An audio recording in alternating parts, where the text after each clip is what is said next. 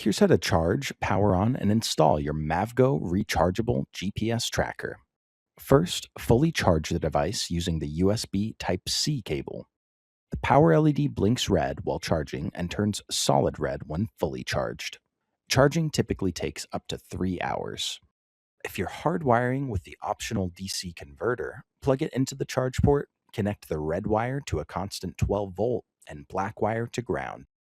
To power it on, press and hold the power button for 5 seconds until the green and blue LEDs blink. The lights will turn off after about 60 seconds. If the device battery ever reaches zero, once it's recharged, you must press and hold the power button to turn the device back on.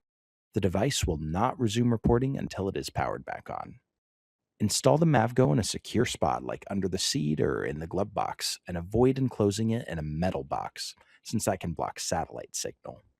After installation, take the vehicle for a 10-minute drive so the device can acquire GPS and start reporting. The device is set to sports mode by default, which means it updates every 5 minutes while moving and once per day when stationary. No additional commands are required. To view the breadcrumb trail, go to History, select Event History, and then choose Trip History. Click one of the en route rows to display the 5-minute breadcrumb trail on the map. New customers will receive an email from Mike at gpsandtrack.us to create a username and password. You can log in at gpsandtrack.us. If you need help with the installation or reporting, please contact GPS and Track tech support at 800 578 1809, option 2.